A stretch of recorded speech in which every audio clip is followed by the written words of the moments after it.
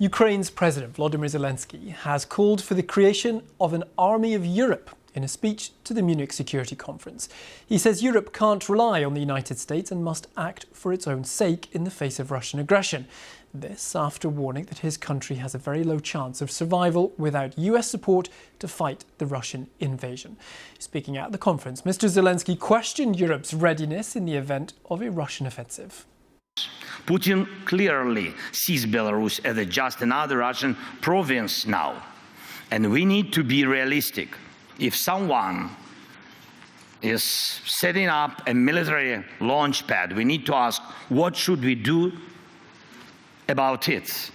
And more importantly, what can we do before the next attack, the next invasion?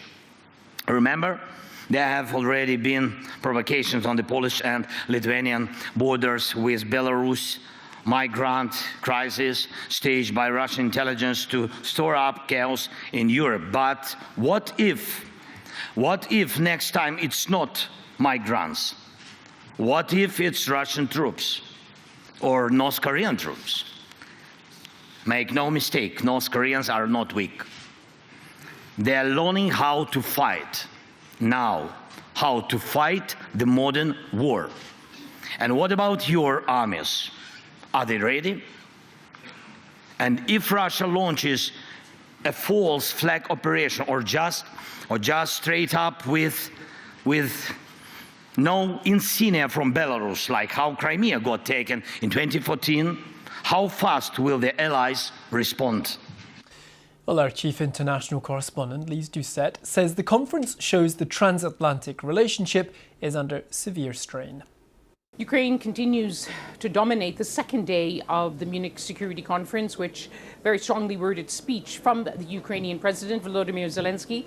And of course, this year's conference is very much overshadowed by Europe's worry that they will possibly be cut out of any peace negotiations and any future peace with Ukraine. And of course, the concerns about the broader security architecture. We're joined here by the European Union's Foreign Policy Chief, the Vice President, Kaja Kallas. Thank you for joining us. Are you still worried about the transatlantic relationship after everything you heard yesterday here in Munich?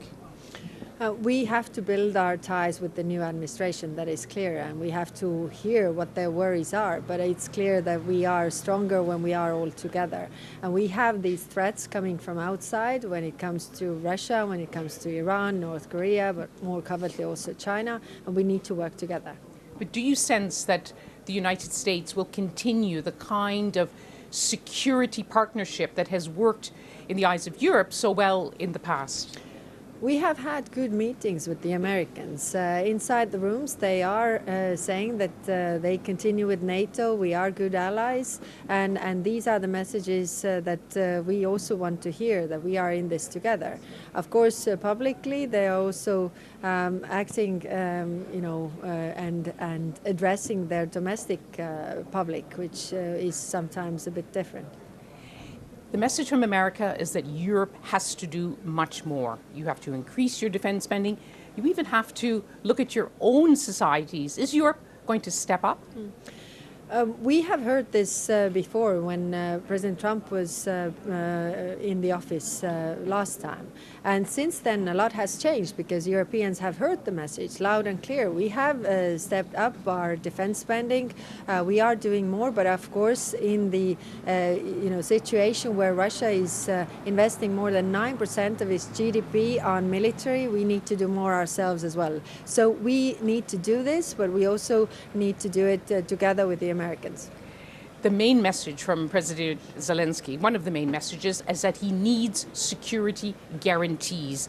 The message we're getting from the United States now is any kind of security force in the event of a peace deal will be European-owned, European-led and paid for.